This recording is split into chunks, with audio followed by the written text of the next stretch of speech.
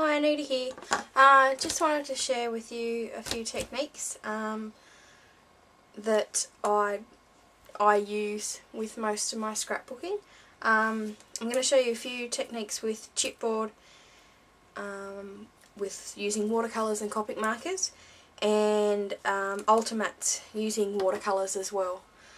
So this is just a follow-on from what Sue did the other week. I'm just going to touch on a few other things that I do that might be helpful for other people. So this is the 6x6 chevron, narrow chevron Ultimat. Mine's clear, unlike the blue ones. The blue is actually just the mask, the protective mask on the acrylic.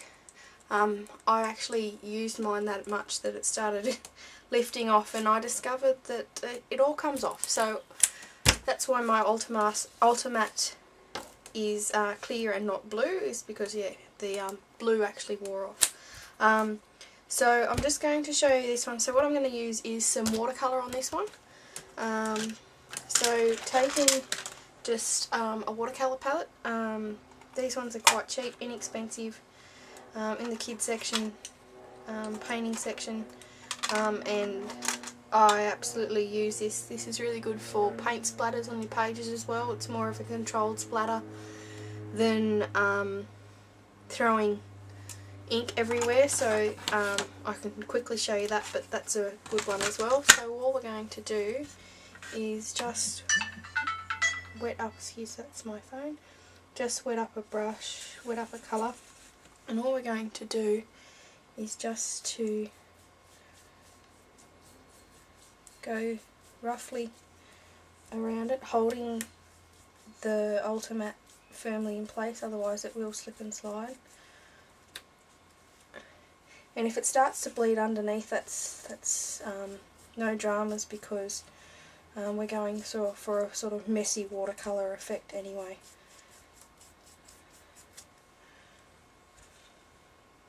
So you may need to go over a few bits. Just make sure you've got the depth of colour right before you lift it off, otherwise it's a bit hard to put it back on.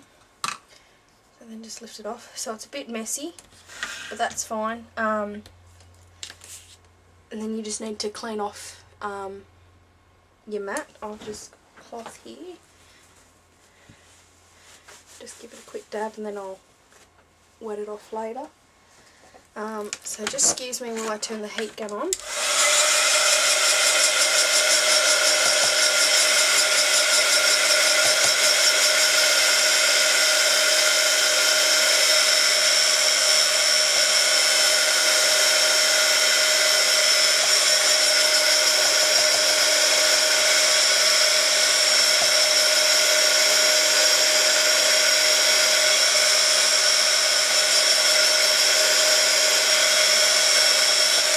So that's mostly dry.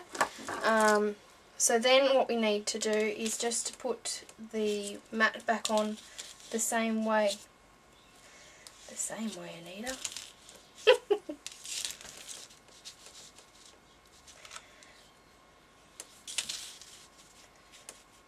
Embarrassing.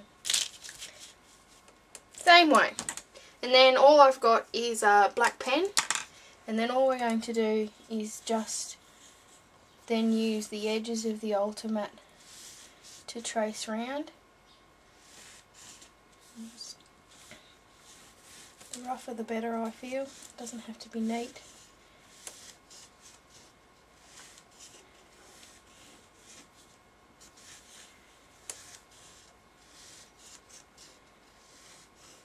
You will need to clean the tip of your pen off, because watercolour becomes a chalk when it's dry, so it will sort of leave a residue on your pen tip. And you could go back over that a few times and give it a sort of a messy look. But then, you know, add your photo, some embellishments. It makes a boring piece of paper have a bit more spunk and a bit more colour. So I'll quickly show you the water splatter too. Say, I'll grab this colour. So give your palette, like, give it a good wet up. Make sure there's a bit of, and just flick your brush And I'll just zoom in so you can see that. So it looks like I've killed someone there, but that's just the colour I've picked. So yeah, if you just flick your brush a bit, you'll get lots of little splatter, and that's always fun. So the next thing that I'm going to do is Copic marker, watercolour. So this is the backpack from last month's new release. So I'll just zoom in here so you can see. So all I'm going to do with this is grab, pick a colour out of my watercolour. So say I want to put brown on it. Just wet up my brush. Don't make it too wet, just enough for the colour to be applicable. And then all I do is colour in between the lines. I'll just quickly do this. And there's a few of my layouts that I've used watercolour on to colour the titles. It's quite a good coverage on it. The only thing what I would say is don't wet your brush up too much, because it is chipboard and it's quite porous. I find this good because it absorbs and dries quickly. So that's the watercolour. So it's quite a good coverage on it, and you can whatever colours you want, which is quite good for that. And it actually, if you pick a lighter colour, you'll actually be left with this detail as well. If not, I usually go back over with a black pen to emphasise it again. So that's so you can colour your chipboard with watercolour.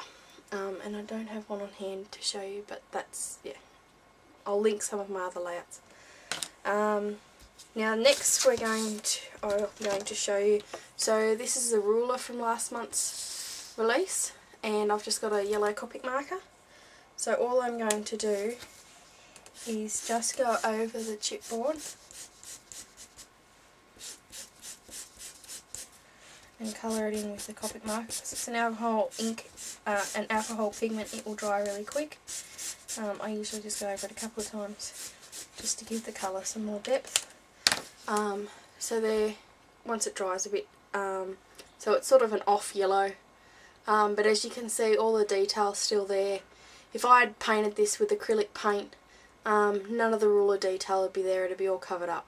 So that's a good way for chipboard that has all the details on it to actually keep them and preserve it and utilise that. So the next bit I'm going to do, so this is one of the 2013s from last month's new releases. So what I'm going to do with this one is grab a brown Copic marker. So I'm just going to colour that in quickly.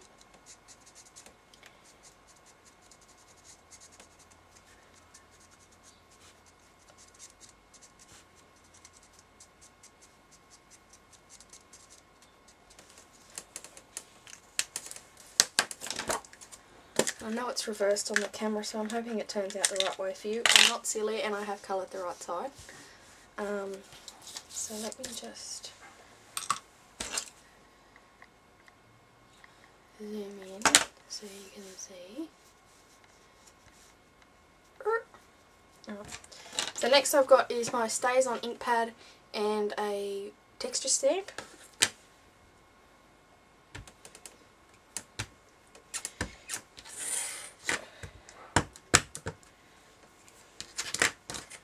Just going to load the stamp up with some ink, and then I'm just going to, this is a wood grain one.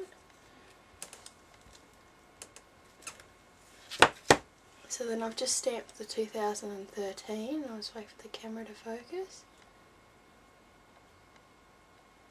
It's going to. So it's just got a wood grain finish. Come on camera. It's not going to do it. So it's got a wood grain finish to it.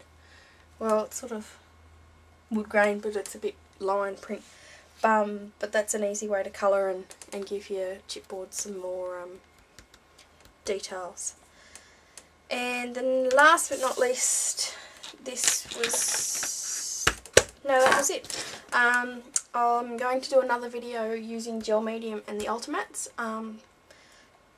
So I hope you've learned something from this and you'll take something away and try to brush out your kids' watercolours to use on your chipboard.